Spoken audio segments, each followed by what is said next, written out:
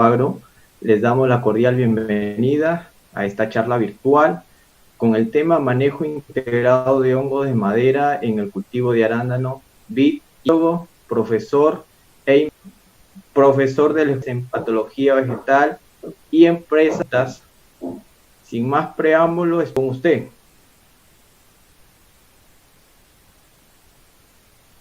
Voy a tratar el tema manejo integrado de hongos de la madera en arándano, vid y palto.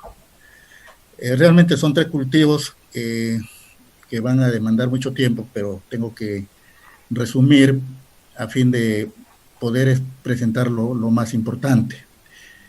Es un tema que estamos habituados a escuchar, doctores. Tratamos de controlar patógenos a través de la filosofía del manejo integrado de plagas y de patógenos.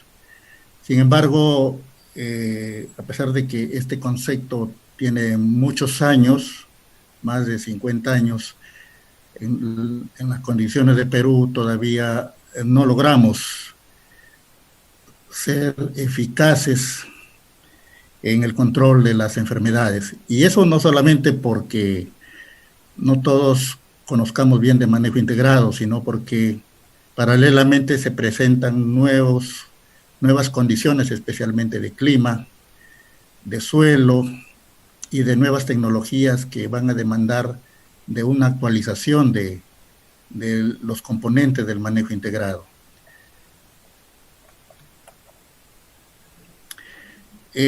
Cuando hablamos de manejo integrado,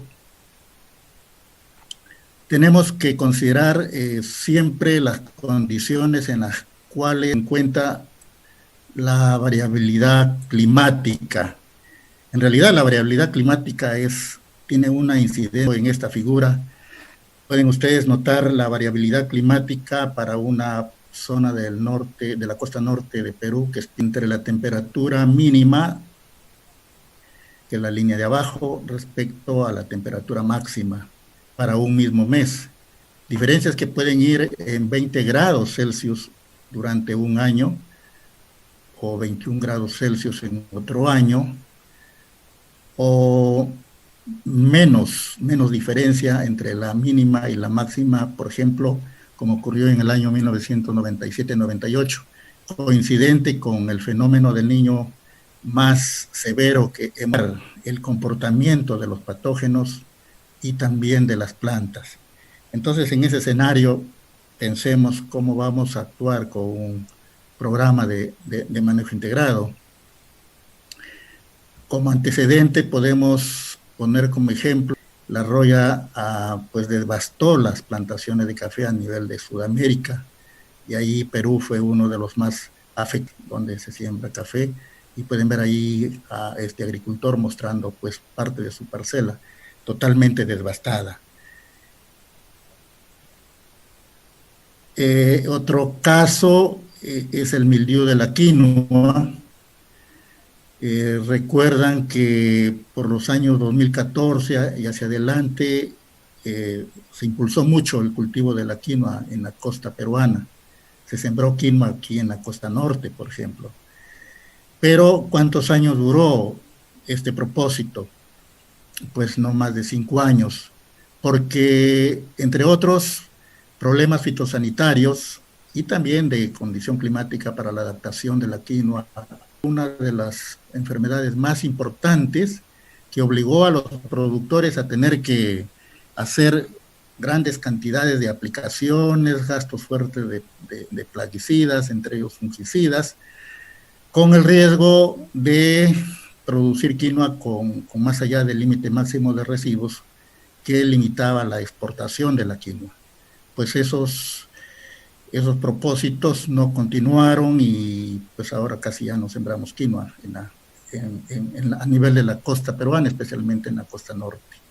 Vean ustedes cómo el clima, una vez más ahí, tuvo que ver con este problema patológico. Por otro lado, y aquí tomando como caso el arándano, la vid y el palto. Por ejemplo, el caso de la Aciodiplodia theobroma, que es el patógeno que afecta a estos 3 cultivos. Su importancia no es igual o similar en las áreas donde se siembra palto, arándano y vid. Varía la importancia. Por ejemplo, en la costa, si hablamos de la costa norte, la Aciodiplodia es el patógeno más importante en palto. A la costa sur, o nos ubicamos ya a nivel de Lima, en la costa, la Aciodiplodia generalmente no lo vamos a encontrar, o si lo encontramos en valles interandinos, su incidencia va a ser bastante baja. En selva también lo podemos encontrar. Entonces les pongo este ejemplo para que tengan en cuenta que el manejo integrado de este patógeno no va a ser por igual un solo productor de palto que esté invirtiendo en el control químico con fungicidas para la Aciodiplodia theobroma, pero sí están invirtiendo, por ejemplo, más para el caso de Phytophthora cinnamoni.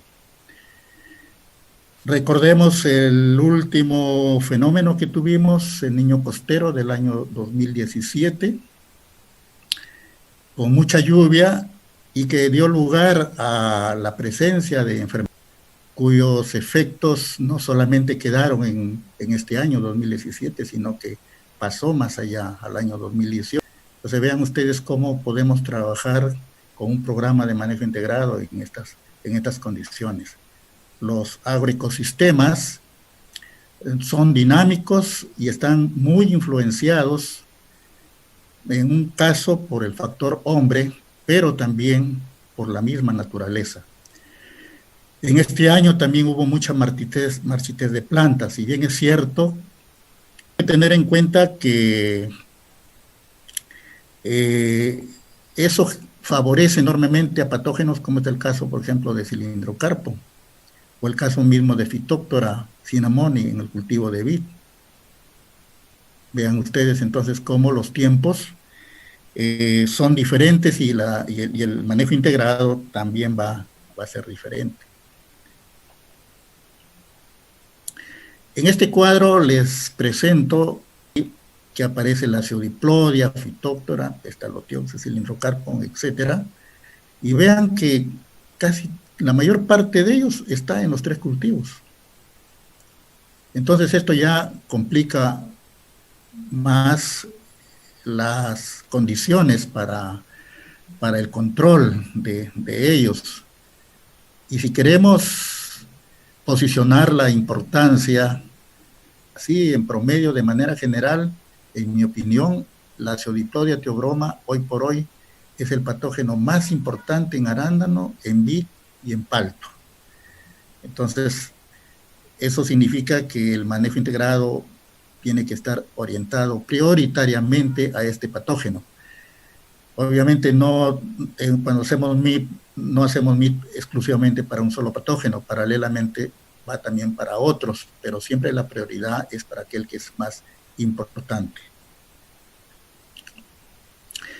No hay manejo integrado de patógenos si primero no hay un diagnóstico correcto.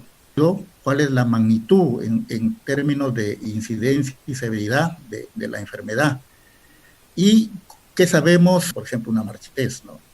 Y aquí tenemos que conocer muy bien los factores del agroecosistema, que vamos a ver con detalle un poquito más adelante. Y por otro lado, conocer bien la tecnología del cultivo, cómo las empresas, cómo los productores en general manejan a un cultivo.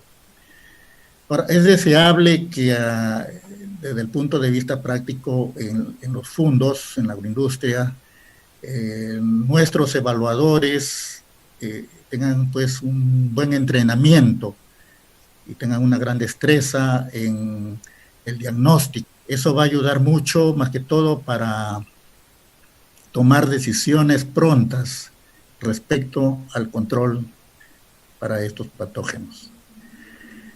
Aquí pueden ver ustedes el 3 cultivos.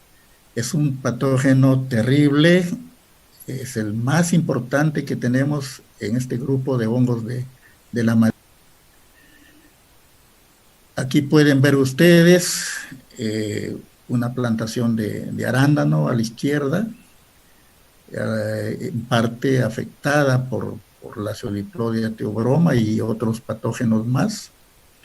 Y a la derecha, un campo donde se murió justamente por la incidencia conjunta de la Pseudiplodia y de Pestalotiopsis en arándano.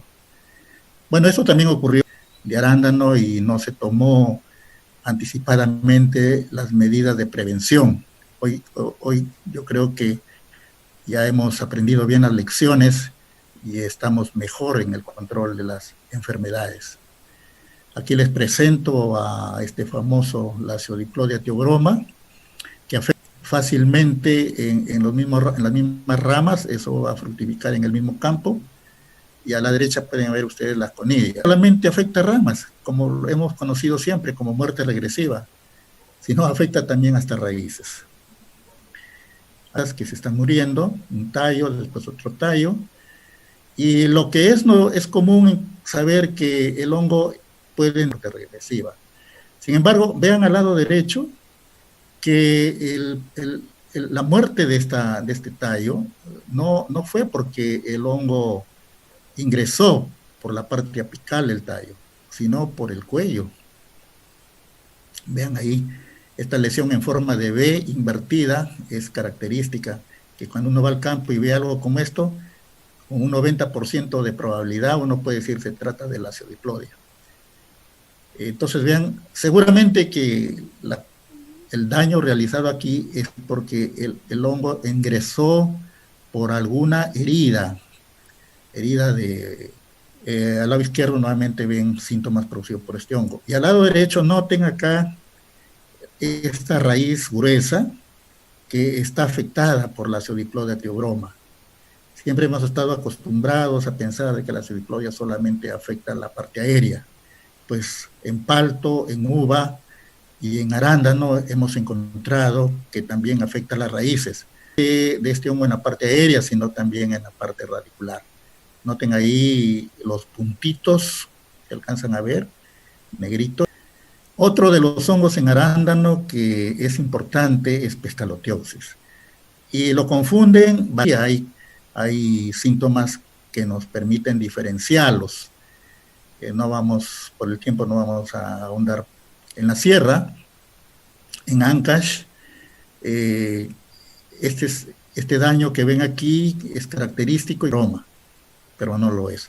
Este hongo, además de afectar la parte aérea, también afecta la parte radicular. Entonces, cerca Lima, por Barranca, y nos llamó la atención ver esta coloración violácea.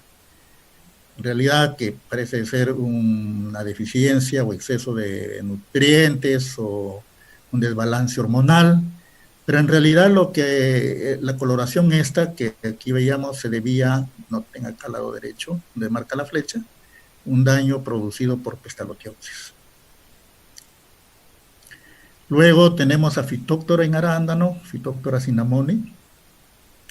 Se puede coloración café en la base del tallo, o porque la corteza se resquebraja, como ven acá, la madera y también las raíces.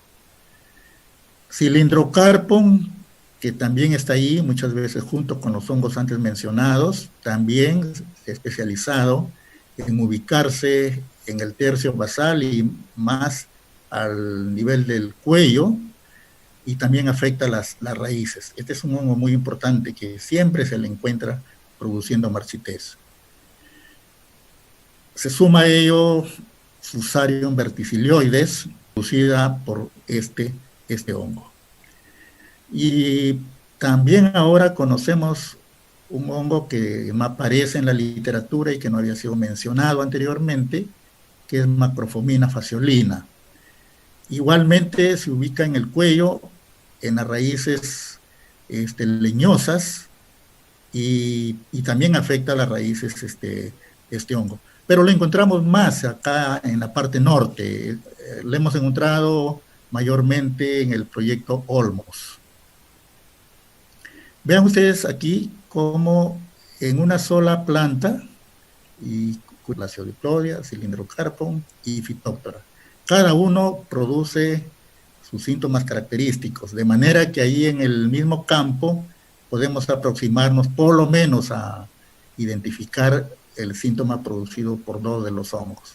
Por ejemplo, el caso de la Aciodiplodia, el caso de Cylindrocarpum. Hay otros hongos más, ¿no? Phaeocremonium también se le está encontrando, pero no se le encuentra con gran frecuencia. Respecto a vid, la Aciodiplodia theobroma y otros hongos más de la madera, como dije al comienzo, si vamos a las zonas más frías, la Aciodiplodia ya deja de ser importante o es menos importante. En el caso de palto a de izquierdo, realmente eso es alarmante. Estas plantas van a demandar gastos y por lo tanto rentablemente ya no conviene mantenerlas. Cylindrocarpum, que hemos visto en el caso de arándano, ahora lo vemos en vid, produce toda esta marchitez y se le conoce como pie negro porque, como pueden ver aquí en la base del tallo, la corteza tiene este color negruzco, la parte medular del tallo, en la parte basal. Phytophthora, que lo hemos visto en arándano, también está en palto, hasta plantas de 8 años como la que estamos viendo acá. Afecta la base del tallo, pero esta planta que ven al lado izquierdo se está muriendo con esta sintomatología de defoliación en la parte superior de la copa, debido a que pueden ver acá y a la derecha pueden ver la madera de este tallo bastante afectado y también las raíces gruesas. Phaeocremonium en uva, igual se le encuentra solo, se le puede encontrar generalmente asociado también a hongos como Cylindrocarpo, Cylindroportante, pero aquí vean ustedes, ¿no? La parte medular del tallo afectado, pero también la encontramos con bastante frecuencia a nivel del área de la muerte de la planta. Vean ustedes en esta planta de vid que estuvo muy bonita produciendo, estaba bien cargada el análisis, encontramos simultáneamente a Cylindrocarpum, la Aciodiplodia y a Phaeocremonium. Entonces estos 3 patógenos que estuvieron ahí. Entonces, ¿qué hacemos con este problema complejo? Como digo, no se trata solamente de un patógeno, a veces 2, 3, 4, simultáneamente. Para hacer manejo integrado, como les dije al comienzo, tenemos que conocer el agroecosistema. Esa es una condición. Con el clima, con el agua, va a ser difícil presentar un programa de manejo integrado. Entonces, la tendencia es a una variación, más que todo de la temperatura más fluctuante. Hay años de más calor y que no hay diferencia, al menos en el norte, entre la temperatura del día y la noche, o entre una estación de verano o primavera con una estación de invierno. Y otros años como el que estamos allá ahorita pasando, donde hemos tenido un verano caluroso y ahorita sí tenemos un invierno que realmente es frío. El suelo con sus propiedades físico-químicas y biológicas, el agua de igual manera, todo esto tiene que ver con el comportamiento de la planta y los patógenos. Como les decía, es vital tener un buen diagnóstico para que el programa de manejo integrado pueda ser eficaz. Si tenemos mal identificada la causa, sea biótica o abiótica, puede ser que este programa no realmente ayude a resolver el problema. El principio de evasión, exclusión, erradicación, protección y resistencia, que es la base sobre las cuales se van a levantar y van a operar los métodos de control, de los cuales el control químico es el más generalizado. De control, tener un buen diagnóstico, conocer el agroecosistema, sino que es importante tener la información sobre cómo los productores manejan el cultivo desde el punto de vista agronómico, fitosanitario, etc. Y además de eso, para poder proponer un programa de manejo integrado, necesitamos conocer cuál es la característica socioeconómica de los productores, de los fondos, de las empresas, para que este sea viable. Igualmente, como que hay respecto a infraestructura, si tienen máquinas, o si es un productor pequeño, tal vez no tiene máquinas, por ejemplo, para hacer aplicaciones. ¿Dónde comienza el problema? Veamos algunos que he trajinado en las diferentes empresas. Muchas veces el problema comienza aquí en el vivero. Con el respeto que se merecen nuestros colegas viveristas, con esto no quiero decir que en el vivero sea el culpable, no, porque realmente evadir o evitar o excluir una enfermedad en vivero es extremadamente, manejan bien las plantas, tienen mucho cuidado, pero tener plantas 100% sanas, es de por medio hay esta condición, es deseable que antes de que se lleven, las plantas de vivero sean llevadas al campo, hay que visitar, hay que evaluar cómo está el estado nutricional, el estado agronómico y el estado fitosanitario de las plantas. De manera que en conversación con los encargados de los viveros, recomendarles que podrían mejorar la sanidad de las plantas. Eso lo hemos hecho algunas veces.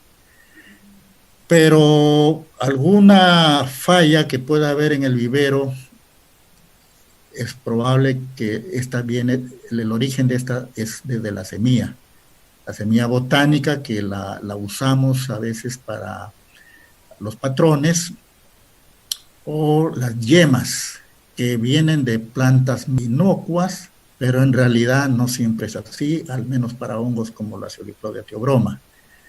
Fíjense, esta planta que ven acá al lado izquierdo abajo, es una planta que estuvo en el vivero. Entonces, cuando entramos a un vivero, porque también los fundos tienen sus propios viveros, habían plantas como estas. ¿Qué hay que hacer? Hay que eliminarlas inmediatamente. Esta planta no puede ir al campo de ninguna manera. ¿Qué está mostrando esta planta? Una clorosis acentuada o tendencia hacia un amarillamiento. Este aspecto ya me está diciendo que esta planta tiene un problema, probablemente radicular. No se trata de que en esta población grande de plantas que hay en el vivero, esta no haya recibido una dosis, por ejemplo, de nitrógeno. No, no es eso. Y realmente cuando ya examinamos las raíces, tiene gran parte de estas malogradas debido a el daño realizado por Phytophthora.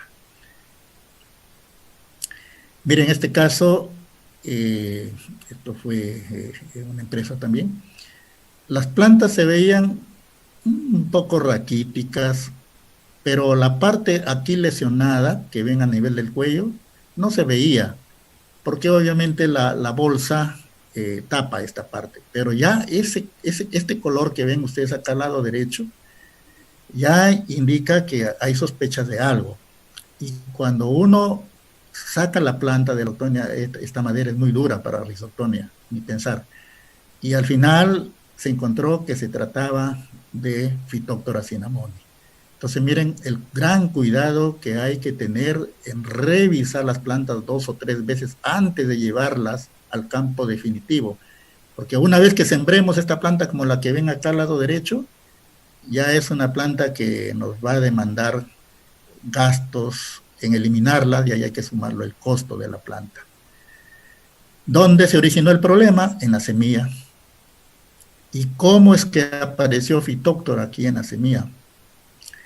Lo más probable es que a veces, o al menos en años pasados, algunas empresas iban a la sierra para traer semilla, coger frutos de la sierra. Y ustedes saben que en la sierra llueve y hay mejores condiciones de clima para que Phytophthora sea un problema en frutos, aparte de que es un problema en las raíces. Entonces, estaríamos trayendo a Phytophthora a las camas de germinación. Luego, aquí en Palto, otra experiencia bonitas, pero es bueno siempre examinar. Se hizo un corte, miren acá donde está el círculo rojo, ¿qué observamos? Una lesión. Increíble. Yemas que aparentemente están sanas, pero no falta que una que otra ya está infectada. Si esta la injertamos, ¿qué vamos a tener después de 3? Tienen la yema muerta. ¿Por qué? Porque probablemente fueron injertadas el patrón fue injertado con esta yema que ven acá. Es realmente bastante delicado esto. Por de ahí la recomendación que los campos madres tienen que ser conducidos, pero con la mayor exigencia fitosanitaria, comenzando por el distanciamiento en relación a los campos en producción. He visto campos madres que están calificados como tal, pero están ahí al lado de los campos en producción. Tienen que estar bastante alejados. Miren aquí, igualmente pedazos de tallos, de ramas, se parte y vemos que está bien, está sano. Pero ponemos un pedazo de tejido aquí en una placa o hacemos una cámara húmeda, unos 7, 8 días después, tienen la Pseudiplodia. Este es un hongo terrible, terrible, terrible, difícil de evadirlo, difícil de erradicarlo. Es el patógeno más importante que tenemos actualmente en esos 3 cultivos. A veces se suma ahí también Fusarium ya en estas yemas, también como patógeno Fusarium segundos, para minimizar el riesgo, porque pueden venir yemas infectadas, pero también vienen yemas sanas. Pero en esas yemas sanas, a ver aquí, no pueden estar infectadas internamente, pero el inóculo, algunas conidias del patita de alguna herida que pueda ser causada durante el manipuleo para que este patógeno ingrese.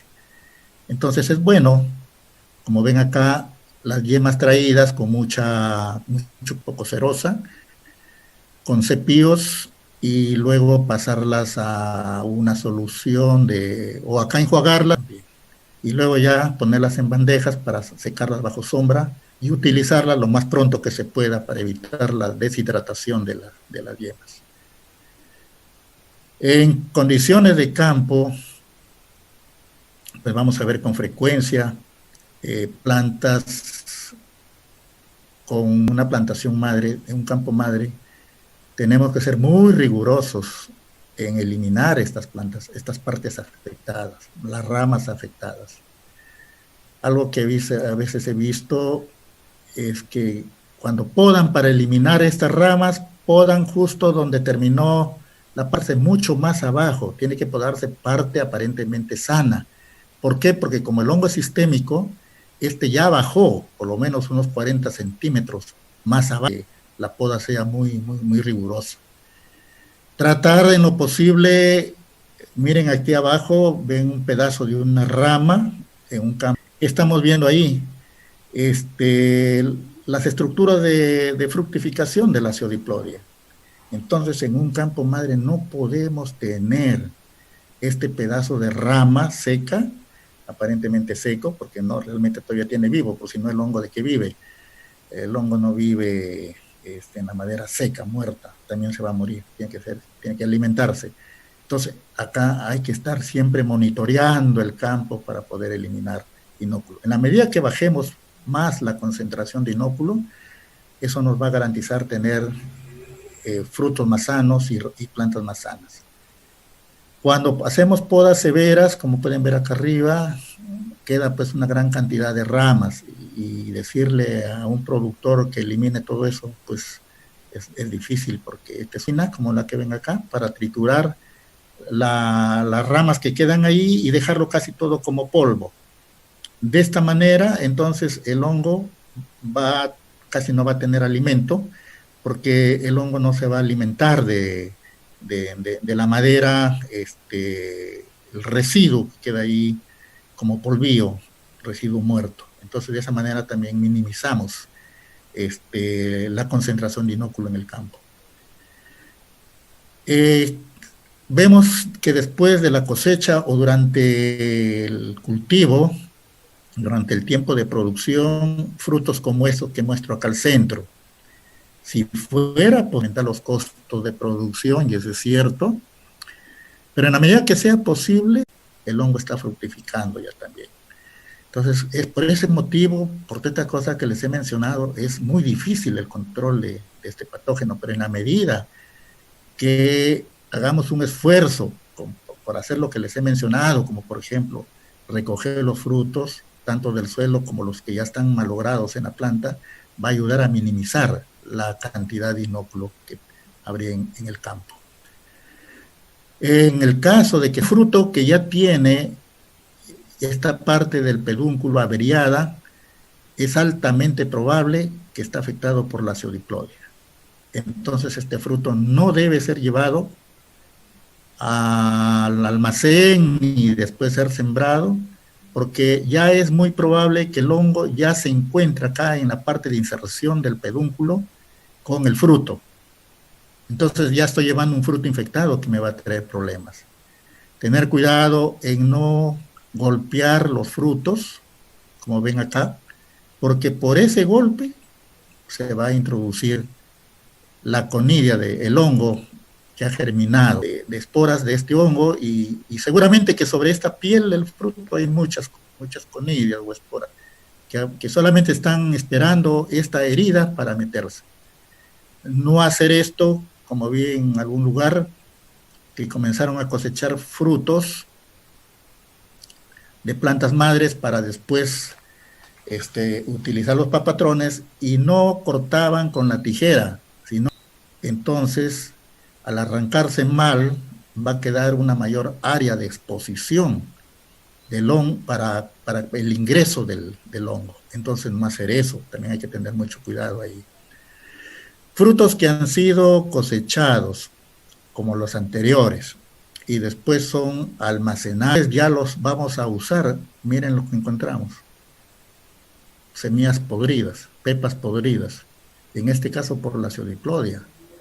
Pero nos preguntamos, si yo le doy mucho frío, no va a prosperar. No, es que la infección ya comenzó desde el campo, ya comenzó desde allí. Entonces hay que tener mucho cuidado con eso.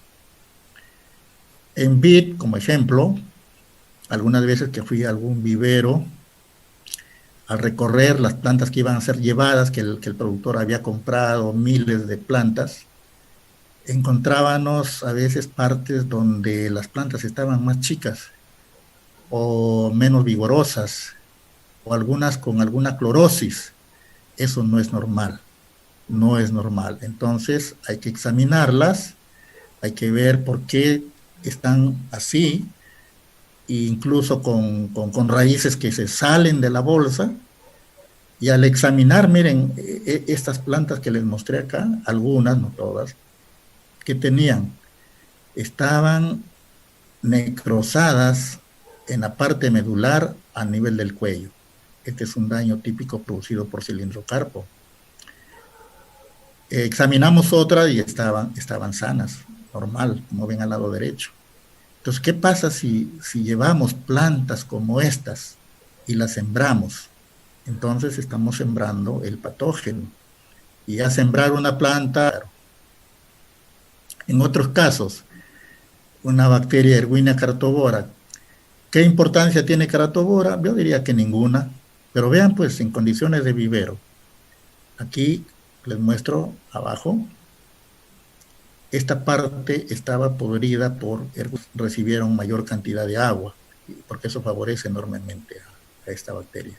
Entonces, lo que quiero transmitir como mensaje es la importancia que hay de hacer una inspección o dos inspecciones de las plantas en vivero, seleccionando las plantas más sanas, de manera que cuando ya haya que llevarlas, se lleven las plantas más sanas. Digamos, un 98% de plantas sanas y un 2%, bueno, enmascaradas, que no se puede detectar. En arándano igual va a pasar algo parecido, pero este es un caso en el cual trajeron las plantas y el campo no estaba preparado y se demoraron como 4 meses. Entonces, durante ese tiempo no quedaba más que podar las plantas. Pero el hecho de podar las plantas, sin duda, van a generar una descompensación fisiológica entre la parte aérea y la parte radicular que sigue creciendo. Y al hacer cortes con las tijeras, quedan heridas por las cuales se facilita el ingreso de patógenos, como acá al lado izquierdo de la Pseudiplodia, al centro de Fusarium y al lado derecho de Pestalotiopsis. ¿Qué se hace en algunos viveros, o perdón, en algunos fundos? Lo podan acá, podan aquí, por ejemplo, al lado derecho, Pestalotiopsis. No, ya eso es muy complicado ya. Es probable que el hongo ya bajó más y podar eso, es mejor traer plantas del vivero, reseleccionarlas bien también en el mismo campo y sembrarlas lo más pronto que se pueda. Además de eso, si tengo plantas mucho tiempo, ya comienzo con este tipo de raíces que definitivamente me van a traer problemas. Porque he podido ver que en algunos casos, no, le voy a corto un poco de raíces, las que están torcidas. No, eso no es recomendable, no es una planta normal. ¿Qué más debemos tener en cuenta en el MIP? El estrés. Todos nos estresamos. Las plantas también se estresan por diferentes motivos.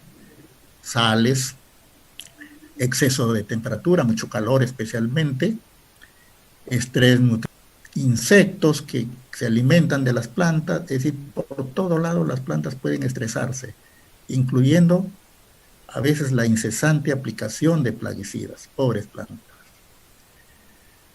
Aquí vemos un caso de la temperatura, por ejemplo, en el año 2017 en Chiclayo, la máxima pasó los 30 grados Celsius. Si nos ubicamos, pobres arándanos, ¿eh? Un gran calor, un incesante calor, las plantas se estresan. Claro que regamos, pero en una condición de estrés. Entonces hay que evitar las formas. El colega me decía, esta es la forma como cultivamos. Hacemos camas altas, de acuerdo. Pero noten la gran cantidad de piedras y de sales. Claro que en esta foto no vemos los trozos de sales que encontramos en aquella vez. Y el fuerte viento que corría. En estas condiciones las plantas se estresan. No van a responder, no van a producir satisfactoriamente. Miren acá al lado derecho, se notan suelos oscuros, producto de sales sódicas, y la gran cantidad de piedras, cómo van a enraizar. Ya no tuve tiempo de poner plantas que vi en un fondo. El fondo era un cemento de piedras y las plantas estaban enanas y se seguían aplicando enraizantes y se aplicaban también fungicidas a la raíz, la mala calidad del suelo. En otros casos, plantas que se mueren, muchas a lo largo del surco. Es difícil que un patógeno se mate las plantas casi de la mayor longitud del surco. Eso es muy, muy raro. Pero si hay un factor abiótico fuerte que no favorece el crecimiento de las plantas, en suelos arenosos o francoarenosos, las plantas van a sufrir si es que no llevamos un buen control de la cantidad de información de la demanda hídrica. La demanda hídrica no es igual en el verano, en zonas desérticas, que en el invierno, y no es igual en un suelo franco, arcilloso o franco que en un suelo arenoso. Entonces, ese dato hay que tenerlo con... No se murieron tanto porque el agua no era suficiente. Vean a la derecha, cuando examinamos las plantas, el problema era, ante plantas estresadas, la Pseudiplodia hace leña, porque esa es su especialidad, aprovecharse de plantas estresadas que tienen las defensas bajas. Toda planta estresada tiene las defensas muy bajas, y por el contrario, en esta plantación de uva, más bien hay un exceso de agua.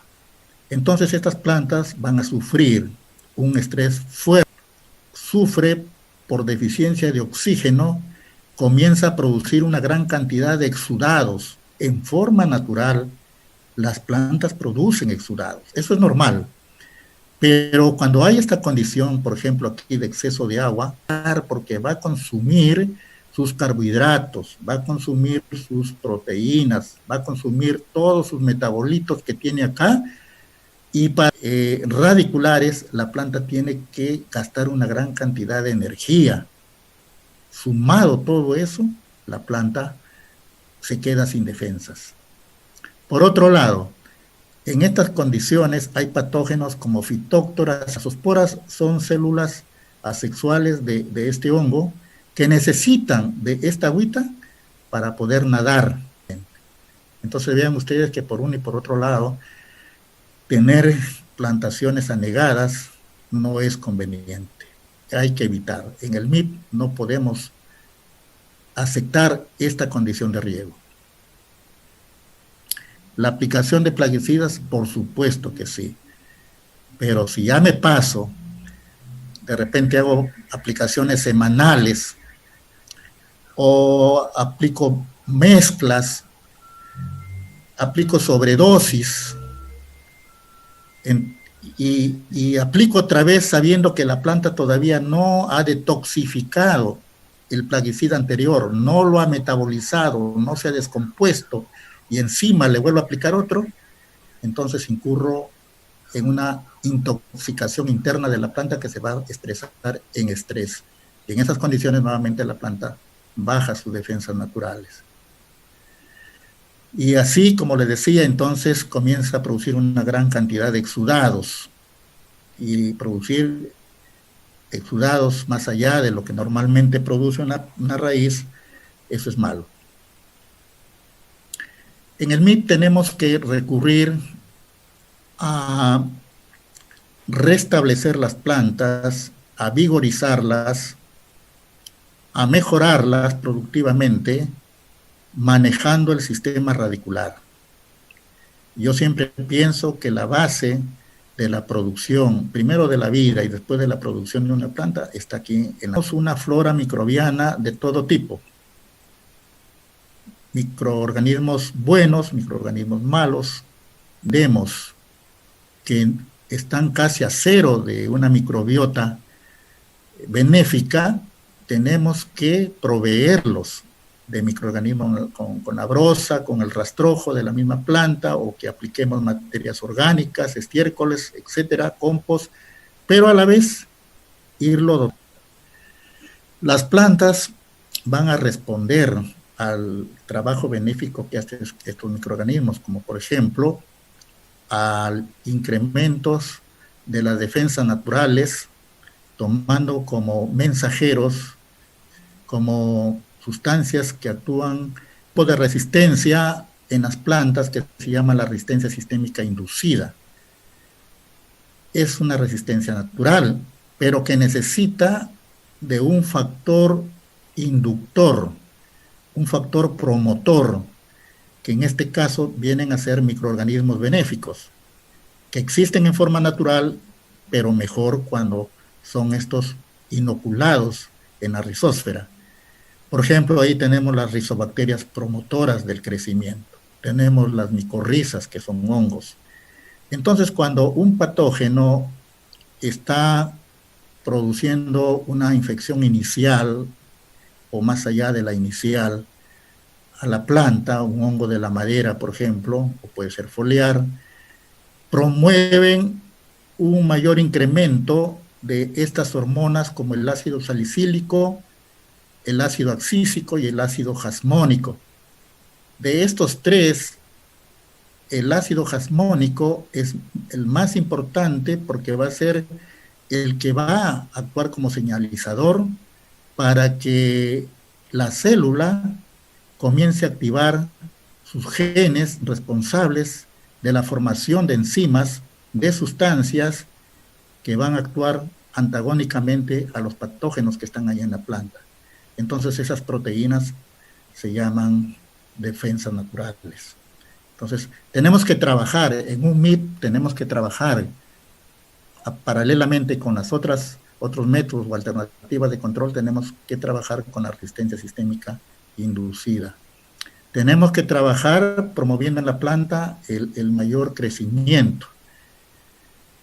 Para eso tenemos, como ya le dije, rizobacterias promotoras de otros como las micorrizas, que van a solubilizar el fósforo que se encuentra ahí en el suelo y lo van a poner a disposición. Es todo.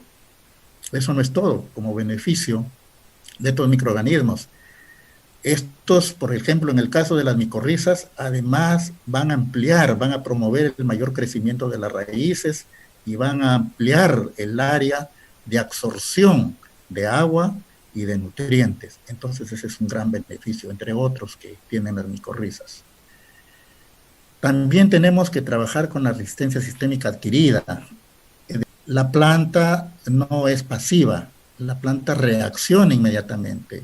Entonces, hay mensajes que llegan a la célula y alertamente enzimas que van a hacer que alrededor de la lesión inicial que causó el patógeno, las células que están alrededor también mueran. Y al morir esas células, obviamente el patógeno ya no va a continuar más allá, porque no tiene de qué alimentarse. Eso se llama reacción de hipersensibilidad. Digamos que es algo así como no continúe avanzando, y eso es bueno. Pero esto es en forma natural, pero si nosotros queremos también hacerlo con la ayuda de sustancias químicas, eso es posible.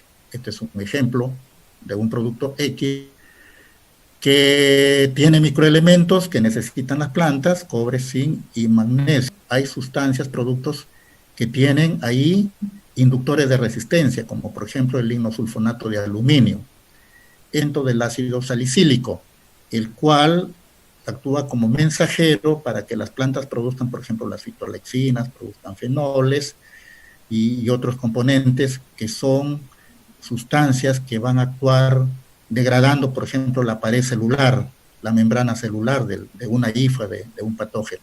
En este caso, por ejemplo, para el control de la Pseudiplodia teobroma. Aquí podemos dar un ejemplo. El patógeno, cuando va entrando,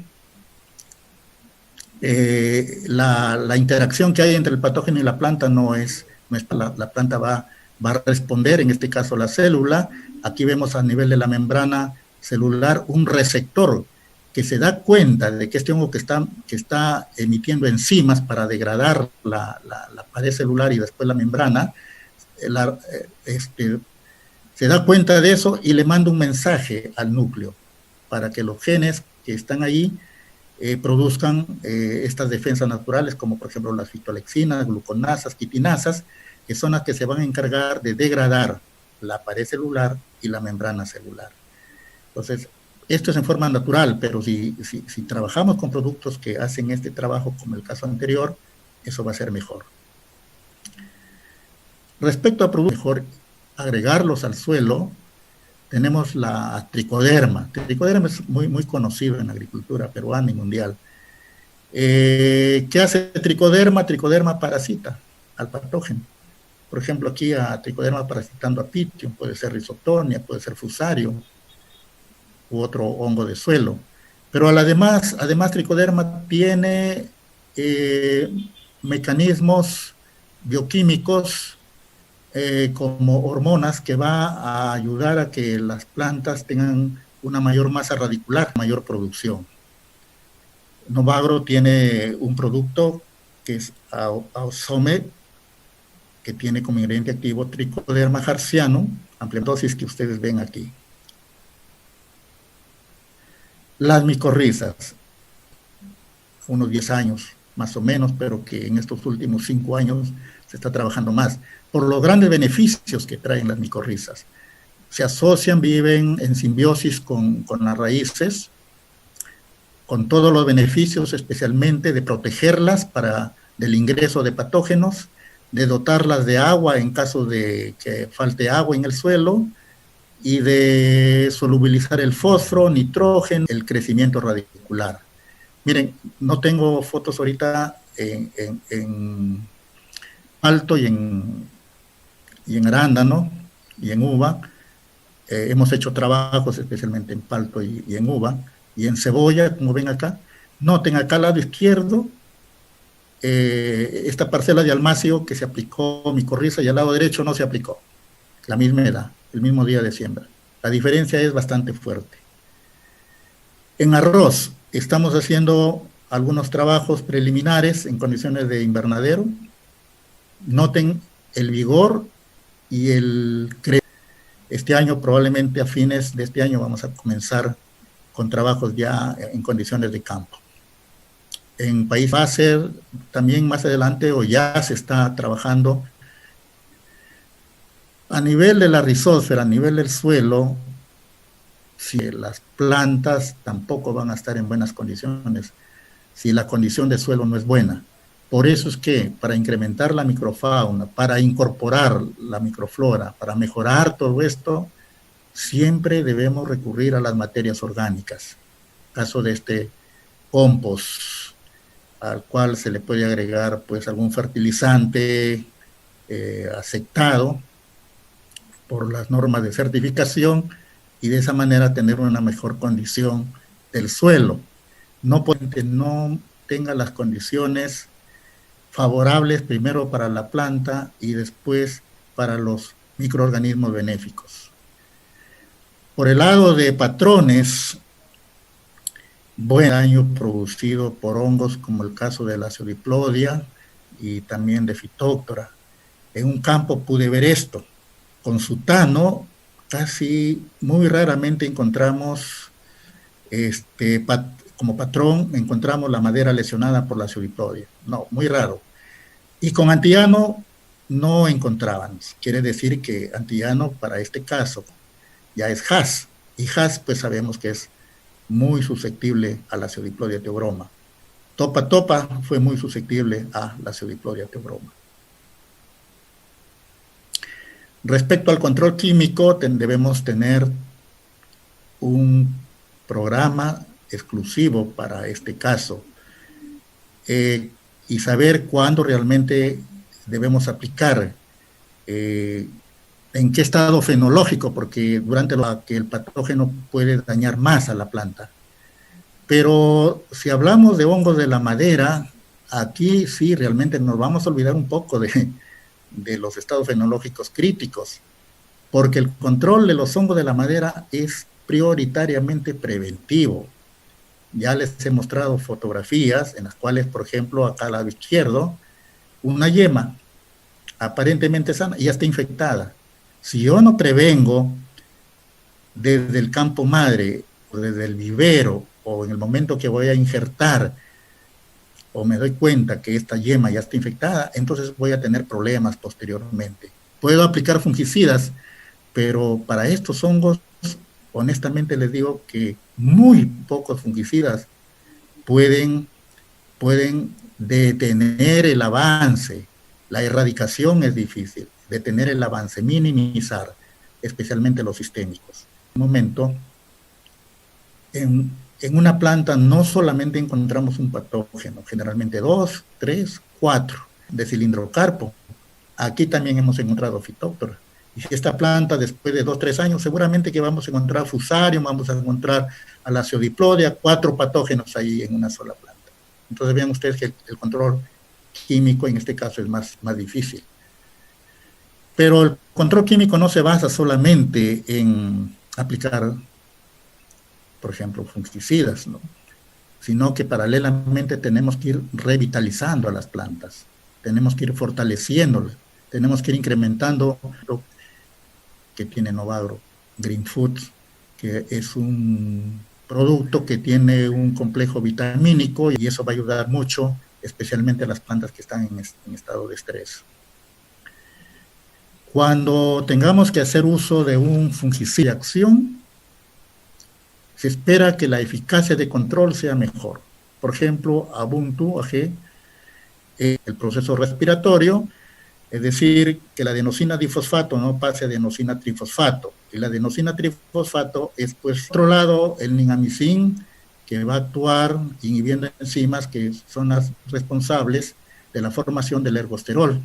Y el ergosterol es una proteína indispensable para que se forme la membrana celular en los patógenos. Entonces, si no hay ergosterol, no se forma la membrana celular y el hongo muere. Entonces, es deseable que hayan aquí, por lo menos en este caso, dos modos de acción. Eso me da más seguridad de control que si solamente uso un producto que tiene un solo modo de acción. Bueno, cuando estamos en el campo es recomendable, muy bien, los sulfatos son muy eficaces cuando son bien empleados. Hay que tener en cuenta la sobredosis, porque también una sobredosis puede causar fitotoxicidad. Bien para aspersiones foliares y para aplicaciones bajo el sistema que tenemos en el suelo, de los que ya hemos visto tanto en arándano como en uva y en palto. Aquí lo que yo quiero resaltar es la importancia que tiene el lavado y desinfección de jabas para lograr la mayor asepsia y disminuir el riesgo de introducir en el campo masa esporofítica y cualquier otro inóculo de los hongos de la madera que va a dar lugar a que los frutos que son puestos acá se infesten y posteriormente estos hongos pueden infectar los frutos. Y estoy hablando de frutos porque, como hemos visto anteriormente, si se utilizaran frutos como semilla para ser llevados después a camas de germinación o a almacenamiento para posterior uso, entonces estaríamos poniendo en riesgo la infección por hongos como por ejemplo la Pseudiplodia theobroma, considerado hongo de la madera. Aquí se pueden usar una diversidad de productos, pero en realidad no todos tienen la eficacia esperada. Entonces es muy común usar, por ejemplo, el Clorox para este propósito, pero el Clorox tiene el problema de que el ingrediente activo se degrada muy rápidamente y al menos si se hace en condiciones como esta de plena luz, insolación y con jabas que a veces no han sido bien lavadas y tienen mucha materia orgánica, es muy factible de que el cloro se desintegre rápidamente. Entonces aquí tratamos de buscar sustancias que sean más estables, como por ejemplo el sulfato de cobre pentihidratado. Y acá Novagro tiene pues un producto llamado cobre penta plus que puede ser muy bien utilizado para este propósito. Luego, no hay que dejar de lado la importancia que tiene el control de nematodos. No lo estoy aquí considerando como que el propósito principal es el control de nematodos. No, yo lo hago más que todo para relacionarlo con la relación que hay entre el nemátodo y los hongos de la madera que están en el suelo, caso por ejemplo de Phytophthora, el caso de cilindrocarpo y el mismo la Pseudiplodia, que también hemos visto que lo podemos encontrar en raíces. Y también hay que considerar a Fusarium. Entonces, en la medida de que nemátodos como, por ejemplo, Meloidogine, Pratilencus, Sifinema, Helicotilencus, etcétera, que están reportados en arándano, pueden facilitar el ingreso de estos hongos de la madera por las heridas que producen. Por lo tanto, es necesario también tener en cuenta dentro de un manejo integrado de patógenos de la madera especialmente, el control de los nematodos. ¿Cómo hay que controlar los nematodos? Bueno, ya eso es materia de otro tema.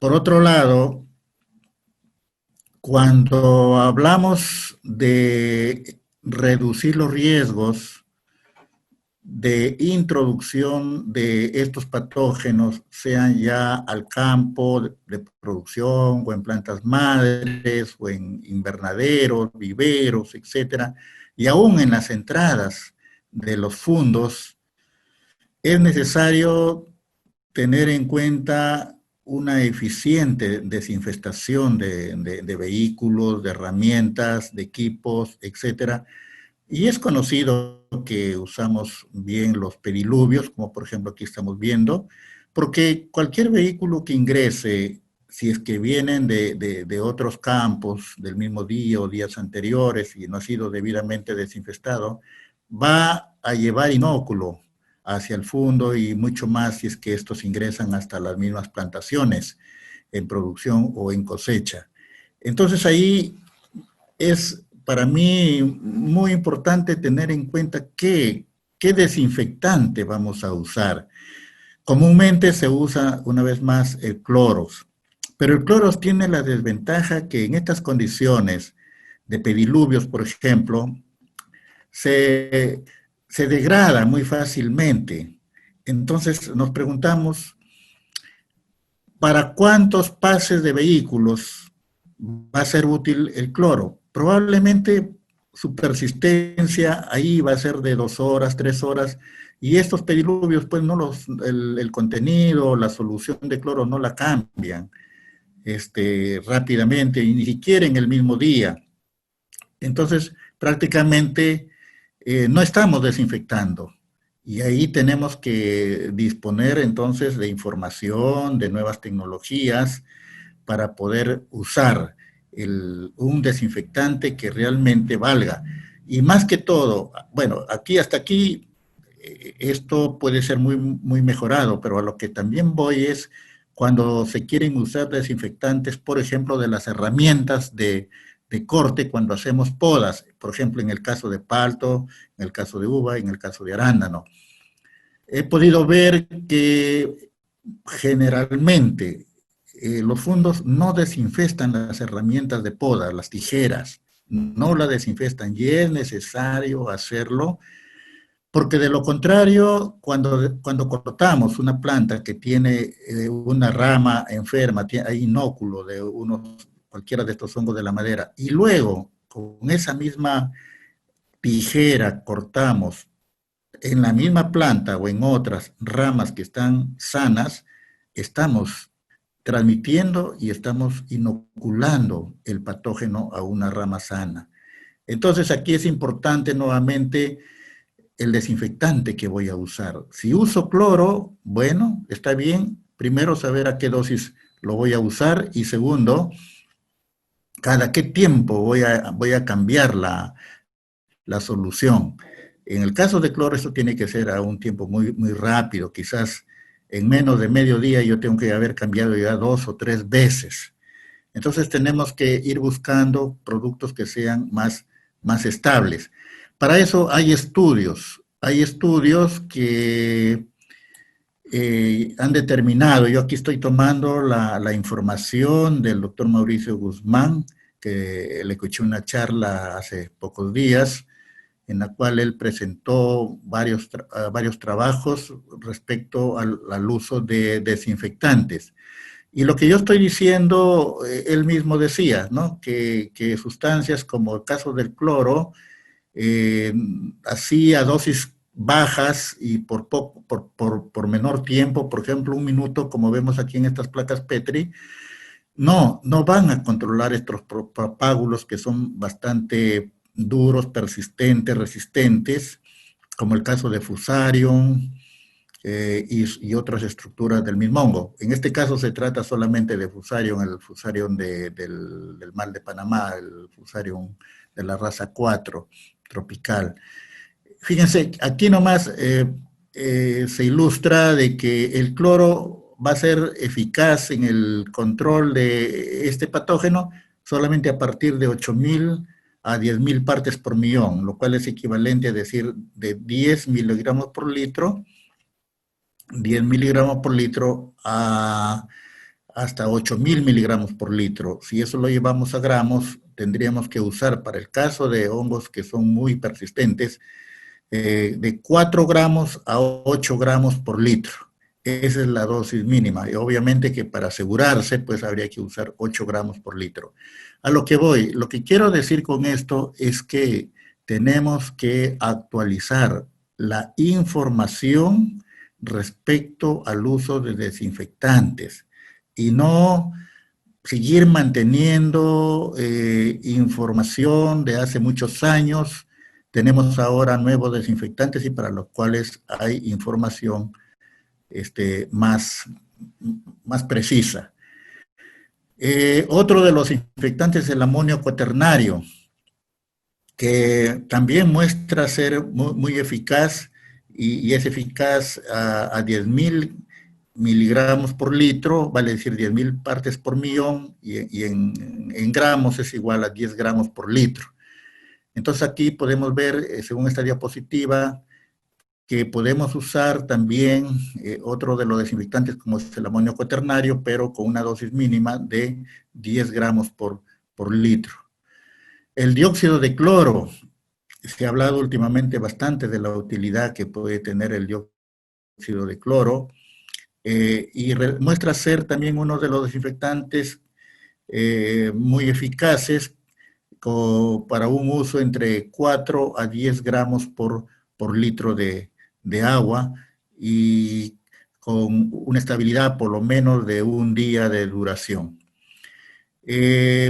Entonces, yo quiero solamente transmitir este mensaje en el sentido de que retomemos investigaciones para afinar información a fin de poder hacer un uso más preciso y más eficaz de los desinfectantes que tenemos actualmente en el medio.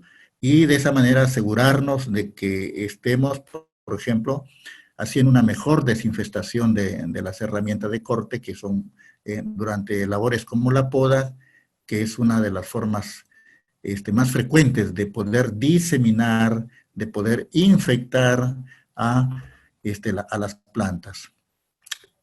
Aquí también, y con esto termino, casi termino, es el uso de productos como por ejemplo la cal. Esta es una práctica común, pero también hay que preguntarnos aquí, ¿cuánto realmente ayuda la cal? Esta cal que está aquí, la señorita poniendo sus zapatos, hay que preguntarnos, ¿cada qué tiempo debo cambiarla? ¿Será útil durante todo el día si es que pasan 100 personas, por ejemplo, durante un día? Entonces tenemos que afinar eso también. Igual para el caso de los vehículos. Finalmente, hemos hablado bastante ya de qué podemos hacer respecto al control de los hongos de la madera. Sin embargo, la eficacia mayor está en la prevención. Y la prevención no solamente viene desde lo que habíamos conversado, prevenir estas enfermedades llevando plantas sanas al campo desde el vivero, sino también está en evitar el ingreso de patógenos que puedan venir de otros fundos, que puedan venir de otras regiones o inclusive desde otros países. Sabemos bien de que cuando viene un material vegetativo nuevo para el país, lo primero que se hace pues es que pasa a un tiempo de cuarentena y a una revisión bastante sistemática por parte del SENASA para que evitemos el ingreso de nuevos patógenos. En arándano, en palto y en uva hay patógenos cuarentenados, es decir, que el SENASA está trabajando a través de sus programas de vigilancia, ya sea a nivel de aeropuertos, de terminal marítimo, de las fronteras, para que no entren nuevos patógenos para estos cultivos. Entonces ahí tenemos que los fondos deben tener, o a nivel institucional, juntamente con instituciones como la Asociación de Productores, el mismo SENASA, etcétera, sus planes de emergencia y sus planes de urgencia y sus planes de contingencia, ¿no? Cada uno de estos planes tiene su propio propósito. El plan de urgencia, de emergencia, por ejemplo, no es cuando entra pues un nuevo patógeno y no sabemos casi nada de y comienza pues a hacer mucho daño a los cultivos. Entonces tenemos que tener un plan de emergencia. Es algo parecido a lo que está pasando actualmente con los seres humanos, con este nuevo virus que se ha diseminado a través de todo el mundo. Y aquí en Perú, para ello tenemos un plan de emergencia. Y en los planes de urgencia es cuando ya este patógeno ingresó y ahora queremos inmediatamente saber qué hacemos de manera urgente, ¿no? Cómo evitar que se siga diseminando, por ejemplo, dentro de una región, dentro de un fundo. Y los planes de contingencia, es decir, tratar de minimizar el efecto que tenga este patógeno cuando ya está introducido. Como ejemplos de patógenos que están cuarentenados y se encuentran en la lista de SENASA, nada más como ejemplos tenemos estos, es decir, son patógenos que no los tenemos, por ejemplo, es el caso de Botryosphaera australis, no los tenemos en palto, tampoco en arándano ni en vid, pero es un hongo que, por ejemplo, está en Chile y está en otros países, y a veces vienen materiales vegetativos como semilla, por ejemplo, de arándano, viene de Chile, igualmente de vid. Entonces, ahí tenemos que tener muchísimo cuidado con esto. Y así, para otros patógenos, el caso, por ejemplo, de Utipa lata, tanto en arándano como también en vid, aquí no le he puesto vid, igualmente, ¿no? Son patógenos que son hongos de madera que hacen mucho daño a estos cultivos, pero todavía felizmente no lo tenemos en el país. Entonces ahí tenemos que tener todo un plan de emergencia, un plan de urgencia y un plan de contingencia para el posible ingreso, sabe Dios, no sé, más adelante, de cualquiera de estos patógenos que los he puesto aquí como ejemplo. Bueno, este es todo lo que tenía que presentarles. Realmente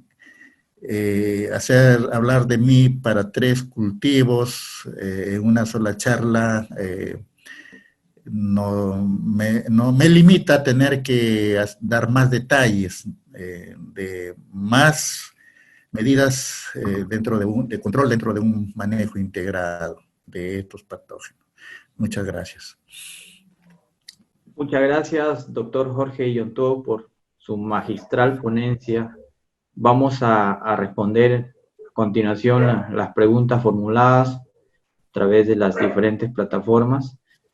Nos pregunta César Augusto, en arándano de 4 años de producción, ¿la acidoplodia puede afectar brazo por brazo sin llegar a morir la planta?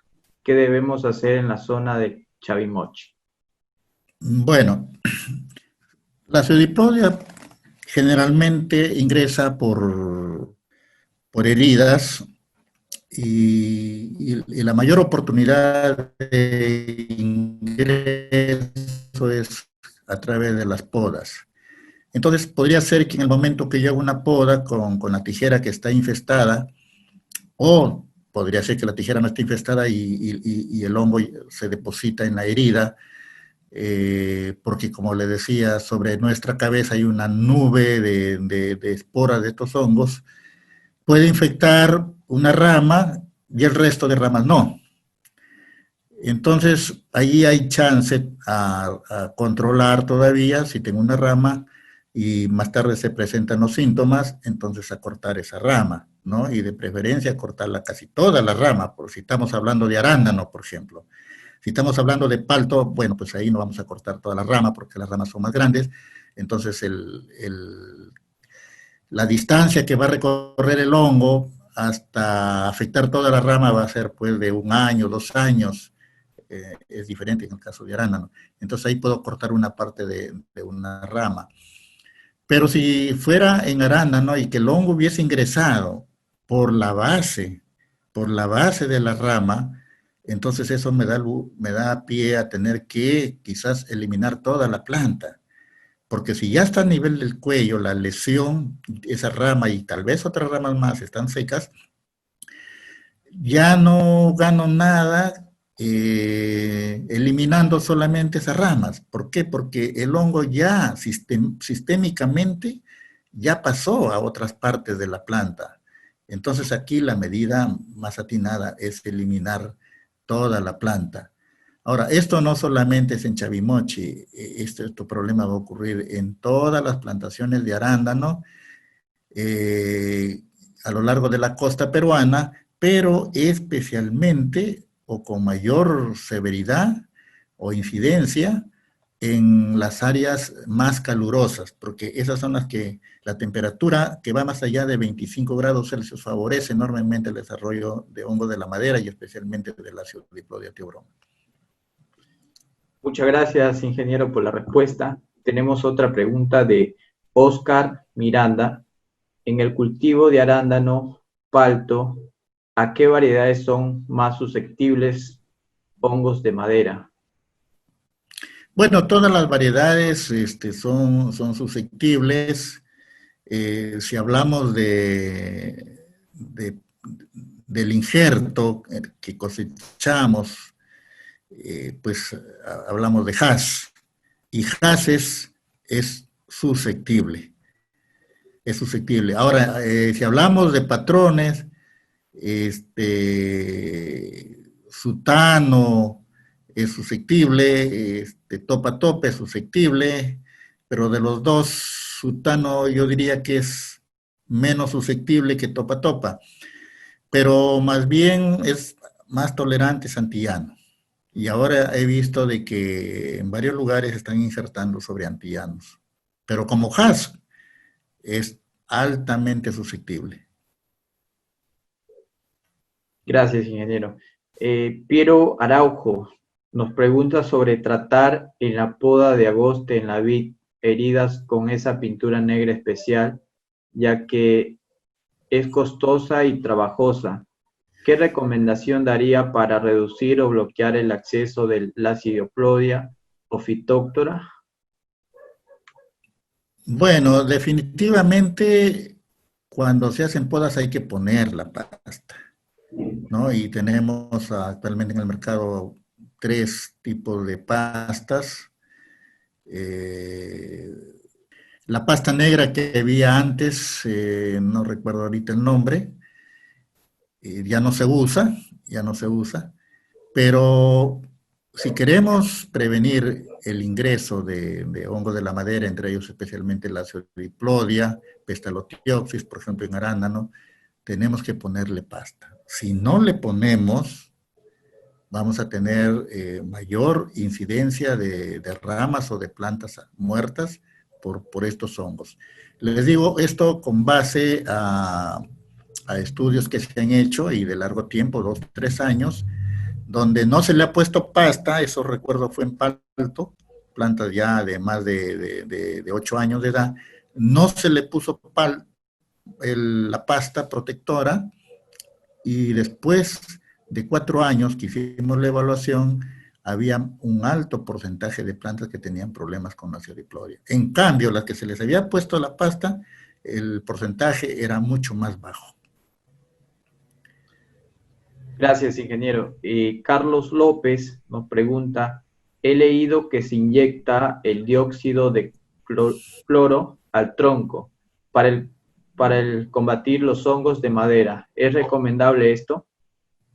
Realmente no tengo experiencia con la inyección de dióxido de cloro al tronco.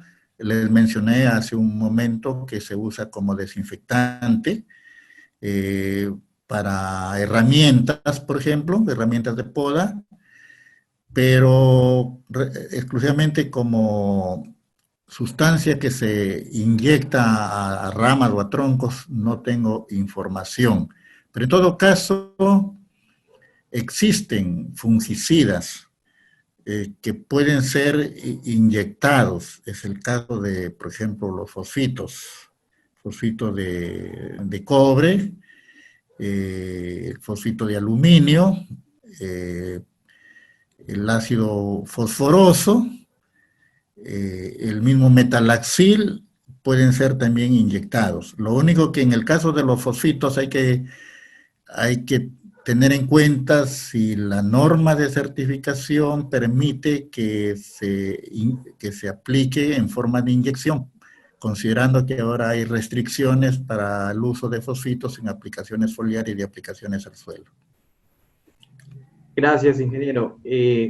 Jorge Celada nos pregunta, en el caso de Olmos, ¿cómo es que se encuentra tanta proliferación de hongos si son terrenos nuevos y estos están a cargo de empresas grandes con equipo de técnicos que los asesoran? Bien, esa es una pregunta interesante que yo siempre también me la hice. ¿Cómo se puede explicar de que áreas nuevas, terrenos nuevos, el productor dice, pero si aquí yo nunca sembré, ¿por qué ahora mis plantas de uva, mis plantas de arándano se están secando? Pero también hay que ver que hay varias formas como estos patógenos de la madera ingresan a un área nueva. Una de ellas es la que comenté al comienzo, a través de plantas enfermas que vienen desde el vivero. Eso hay que reconocerlo. Yo no estoy contra los amigos viveristas, no estoy, pero ya les dije que nada es perfecto.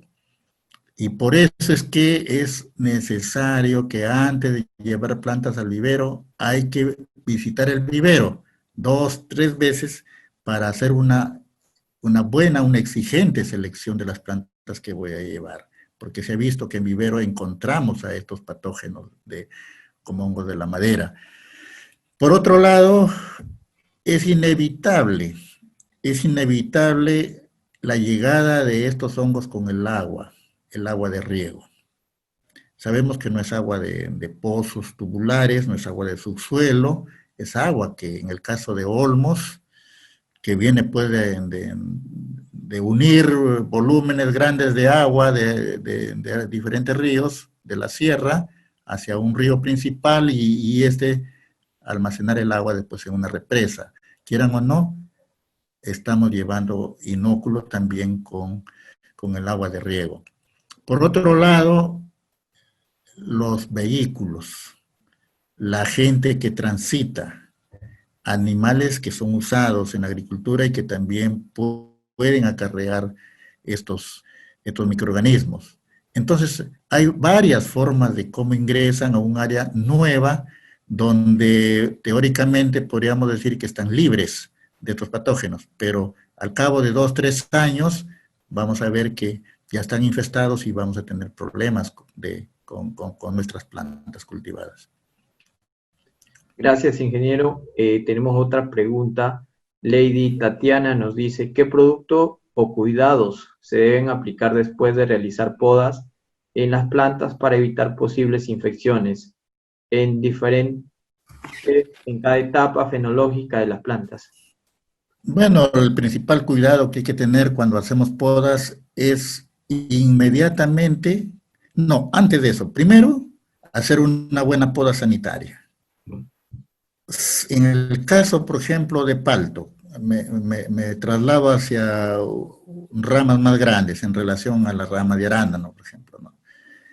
¿Qué he podido ver?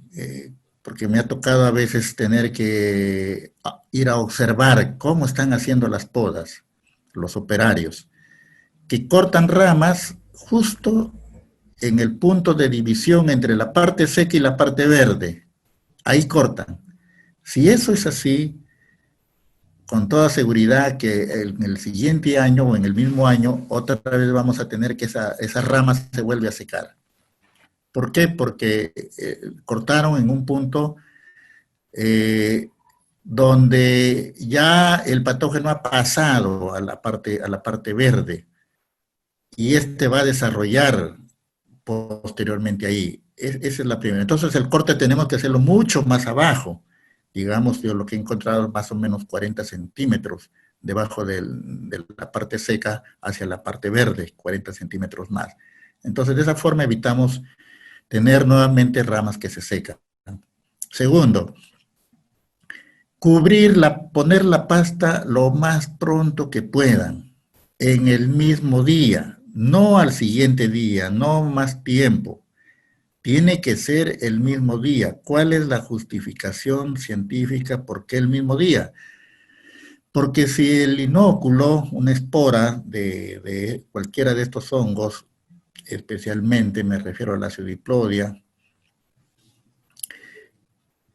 o a Pestalotiopsis en el caso de arándano, se queda en el área de corte, que en ese momento está húmeda, para germinar necesita más o menos 6 horas. Y para penetrar necesita más o menos 3 horas más. Quiere decir que en 9 horas el hongo ya está metido en la madera. Y si yo no le he puesto la pasta y le pongo al siguiente día o más tiempo, como pude ver algunas veces que lo ponían después de una semana, ¿para qué? Ya no es útil, porque el hongo ya entró, el hongo ya está desarrollando su proceso infeccioso dentro de la madera, entonces eso no va a ayudar mucho. Tercero, para minimizar esto hay que desinfectar las herramientas de corte y eso no, muy pocos lo hacen, muy pocos fundos. Yo diría que de 10 lo hace uno o dos, no más. Entonces, si no desinfectamos las herramientas de corte, como tijeras, con el desinfectante debido, también vamos a tener problemas. Cuarto, una vez que he puesto la pasta, pensemos en que hay ramas que se quedan sin aplicar la pasta. ¿Por qué? Porque es muy tedioso poner la pasta a áreas muy pequeñitas, pero esas áreas pequeñitas para un hongo pues es un estadio de fútbol, no una persona en un estadio. Entonces lo que tenemos que hacer es tratar en lo posible de eliminar las ramas lo más pronto que se pueda y a más tardar el siguiente día, lo ideal sería el mismo día, pasar una máquina, un tractor, asperjando con una aspersión fina que puede ser un sulfato de cobre pentahidratado, como el caso de cobre penta u otro, para que pueda la aspersión cubrir esas ramas delgadas que no fueron cubiertas con la pasta. Entonces, esas recomendaciones hay que tenerlas en cuenta. Gracias, ingeniero. Hay otra pregunta de Lady Tatiana. ¿Qué se recomienda hacer con los frutos, tejidos o troncos que se han recogido del campo o que se han eliminado por estar afectados por algún patógeno? ¿Se puede compostar o enterrar? ¿Cuál sería el procedimiento correcto? Bueno, eso va a depender del tamaño, de la madera, de ramas, si son de palto, por ejemplo, son ramas gruesas las que se cortan. En ese caso, lo más pronto hay que trozarlas y sacarlas. Miren, para estos patógenos, si bien es cierto, se prohíbe la quema, pero tratándose de patógenos como la pseudoplodia y otros hongos de la madera, sí se permite la quema, pero hay que sacar esas ramas lejos, en un área que no ponga pues, en riesgo la salud de nadie, los animales, ni tampoco la flora y la fauna que hay ahí, y poderlo quemar. Ahora, lo que ya es ramas delgadas, ramillas, esas se pueden compostar, sí se pueden compostar. Y durante el proceso de compostación, esperamos de que estos propágulos fungosos también mueran. Entonces, eso sí, sí es factible. Ahora, enterrarlo es más tedioso. Lo más recomendable es quemarlo, pero fuera. No es recomendable dejar toda esa brosa, toda esa materia orgánica ahí dentro del mismo campo, porque con toda seguridad vamos a tener más inóculo. Ahora, cuando queden ramas más pequeñas en un fundo, pude ver el uso de un tractor con una herramienta, un implemento que permitía hacer polvo a, a las ramas que habían quedado ahí. Entonces eso ayuda mucho. ¿Por qué? Porque estos hongos no se van a incrementar en materia orgánica muerta, seca. No. Ellos se van a incrementar primero en materia orgánica viva y una rama, claro, después puede secarse. El hongo va a quedar ahí, va a quedar como pinnidia, pero ya no se incrementa más. Entonces, si no le damos alimento al hongo, tratando de que esa materia orgánica se seque, entonces de esa forma vamos a evitar que esto se incremente. Muchas gracias, ingeniero. Tenemos una pregunta de Diego Alberto. Nos dice, ¿cada qué tiempo se debe realizar una aplicación de precaución contra los hongos para evitar que llegue a los campos de producción? Bueno, el control de estos hongos, entendí que se refiere a aplicaciones de fungicidas, control químico. Las aplicaciones tienen que ser preventivas. Quieran o no, estos hongos se van a presentar. Pero la prevención tampoco es a ciegas. Es decir, mis plantas están de repente mostrando un buen aspecto vegetativo. Y no es que de inmediato ya voy a hacer una prevención. No, hay que basarse por lo menos en una justificación técnica. En este caso, si yo tengo sospechas de que por ahí ya se me está presentando hongos de la madera, porque veo ramas o plantas que no muestran una buena identidad con el cultivo y con la variedad, puedo enviar muestras a un laboratorio. Y el laboratorio me podrá decir si realmente se justifica, no, si realmente tenemos ahí a estos patógenos o no. Detenerlos, en ese caso sí se justifica una aplicación preventiva, ya sea foliar o ya sea al suelo. Gracias, ingeniero. Tenemos una pregunta de William y Álvaro. ¿Podría ahondar un poco en los efectos de Trichoderma harzianum contra Phytophthora? ¿A qué pH son efectivos los trichodermas? Bueno, la experiencia que tengo con estos hongos benéficos como tricoderma es la de recomendarlos. En algunos fondos hemos recomendado el uso de tricoderma para reducir la concentración, por ejemplo, de Phytophthora cinnamoni, que afecta a los tres cultivos que estamos tratando aquí. El pH, créanme que no es un factor que va a afectar el establecimiento y la eficacia de control de estos hongos. Los pH, si estamos hablando a lo largo de la costa peruana, son pHs que están entre 7.2, 7.5 y quizás algunos puedan ser de 7.8. No hay problema para estos hongos en esos pH. Ahora, si tenemos un pH menor de 7, sería lo ideal, porque estos hongos trabajan muy bien entre pH 5.5 a pH 6.5. Pero esos suelos son muy difíciles. En todo caso, tendríamos que pues, poner algunas enmiendas que nos permitan ir bajando el pH, pero eso no es fácil. Reducir el pH en el suelo no, porque los suelos tienen una alta capacidad tampón. Les comento brevemente. En alguna empresa aplicábamos, además de tricoderma, paralelamente ácido fosforoso. Y el ácido fosforoso, pues, es ácido.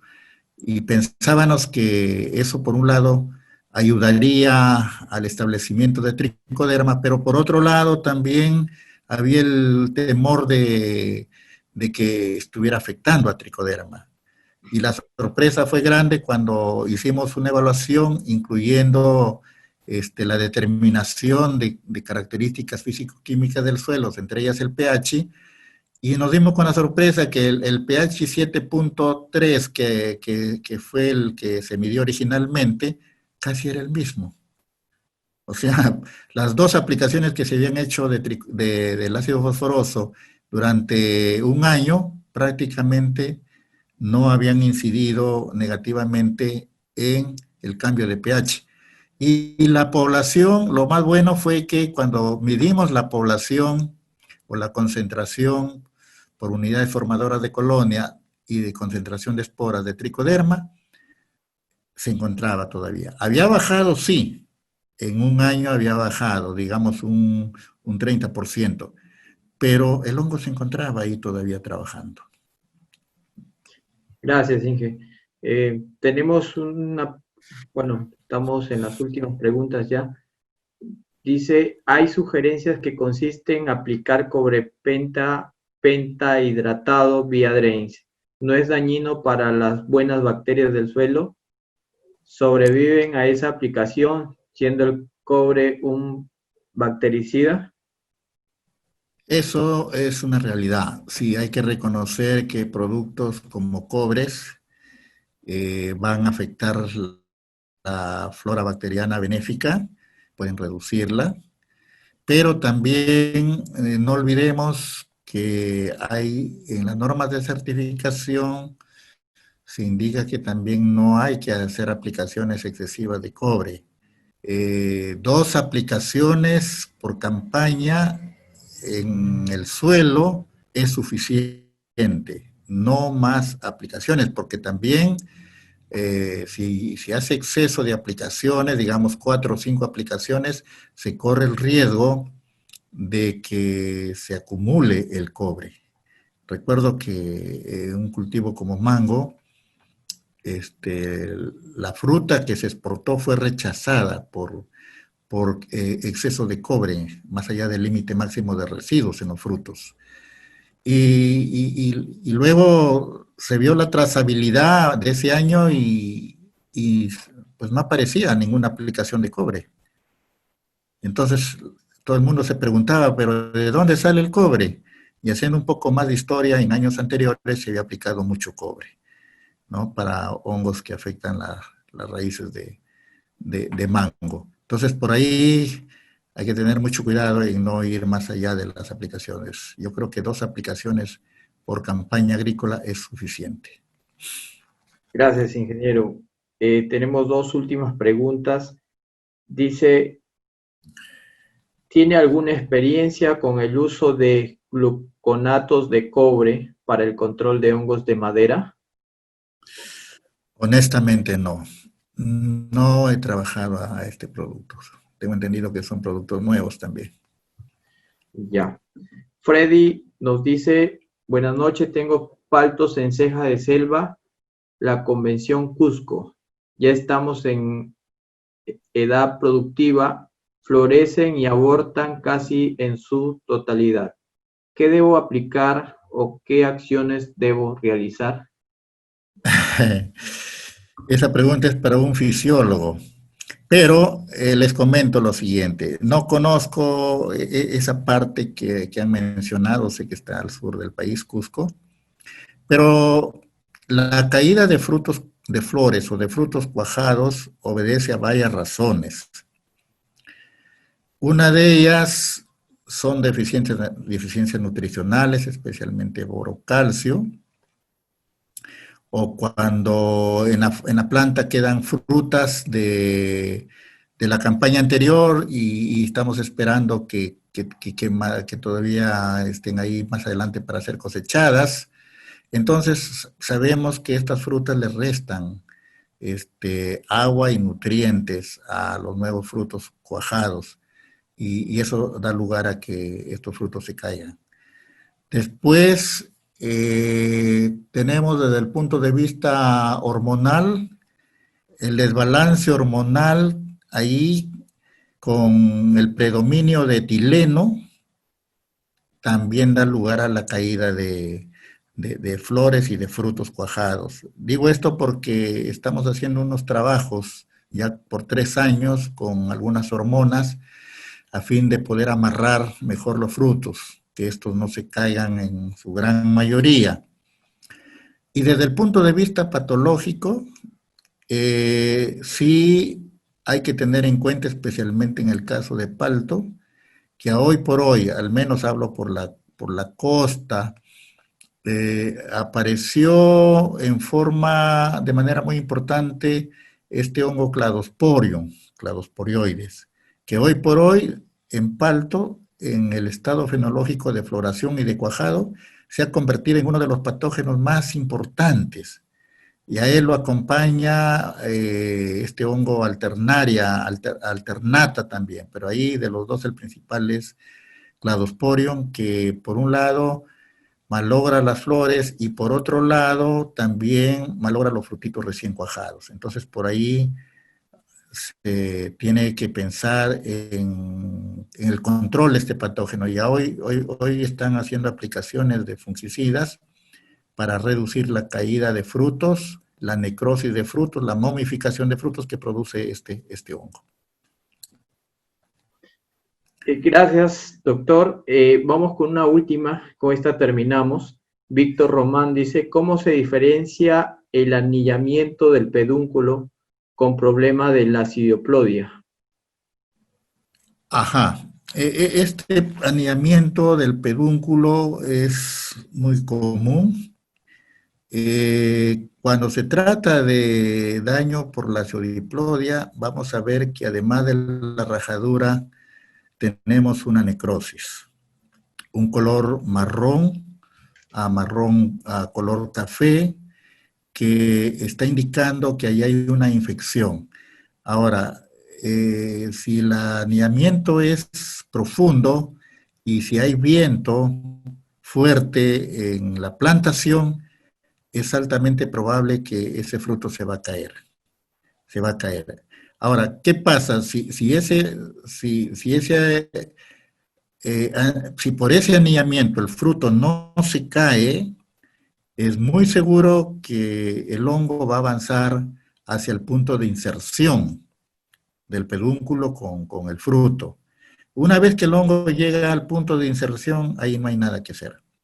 Ahí, cuando la fruta madure, se va a expresar los síntomas de pudrición y de un color oscuro que es característico de este hongo. Bien, mis agradecimientos, doctor Jorge Yontó, por compartir esos conocimientos con todos nosotros. Ha sido de mucho interés para todos nosotros, mucha ayuda. Le agradecemos y le invitamos a dar unas palabras finales, ingeniero Jorge. Gracias. Primero, para hacer un resumen de lo que he podido hablar hoy día, cuando hablamos de manejo integrado de patógenos, en este caso específico de hongos de la madera, no olvidemos que el MIP no es solamente aspectos tecnológicos. El MIP tiene que estar acompañado de una serie de factores y uno de los factores más importantes es el mismo productor. El productor, con su experiencia, con su base cognitiva en manejo integrado y con la disponibilidad de insumos para poder trabajar y también de herramientas, de máquinas, y el asesoramiento debido y oportuno para poder trabajar contra estos patógenos. Yo pienso muchas veces que no debemos de dejar de lado el conocimiento del clima. Si hacemos un poco de historia, brevemente digo, cómo ha ido evolucionando todos estos problemas en cultivos nuevos, caso de arándano, que en pocos años, digamos menos de 10 años, ya hemos podido ver fundos con problemas bastante fuertes, problemas patológicos, y eso hay que reconocer que en parte ha sido porque no hemos tenido la experiencia de vida, y por eso hay que, en lo posible, capacitarnos, hay que capacitarnos a fin de poder entender bien todo el comportamiento de la patología de estos hongos. hablamos de cambio climático y vemos que hay tendencia a una variación cada vez más fuerte entre la temperatura mínima y máxima, y además también tendencia a un incremento de la temperatura. Tenemos más años con temperaturas o con veranos más altos. El incremento de la temperatura favorece enormemente a varios hongos de la madera. Por ejemplo, le favorece enormemente a la Aciodiplodia, a Pestalotiopsis, al mismo Phytophthora, ¿no? Que están felices a temperaturas mayor de 28 grados. Están bien. Y por eso es que vemos que generalmente para cultivos como palto, arándano y la misma uva, que en lugares donde la temperatura es más alta, el caso de la costa norte de Perú, básicamente a partir de La Libertad, Lambayeque y Piura, tenemos más problemas de hongos de la madera en estos cultivos mencionados. Entonces, por ahí, eso es indispensable, tener que trabajar las empresas, los productores, sean medianos, sean chicos, de manera integrada, organizados. Por ejemplo, en el caso de La Libertad existe la Asociación Peruana o la PTC, ¿no? La Asociación de Productores de Chavimochi. También debe haber acá en Lambayeque, en Piura o a nivel regional una sola asociación de productores en las cuales en reuniones podamos intercambiar todas esas experiencias y ahí trazar planes de emergencia, de urgencia, de contingencia que beneficie a todos los productores de esta región.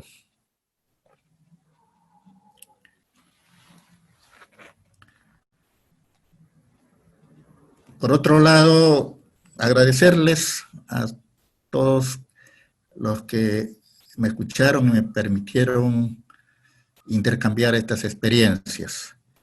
Y con mucho gusto, si me llamaran, porque muchas veces me llaman por teléfono, me escriben, con mucho gusto poderlos servir. Gracias. Muchas gracias, doctor Jorge Yuntó. Ha sido un gusto tenerlo aquí en esta charla.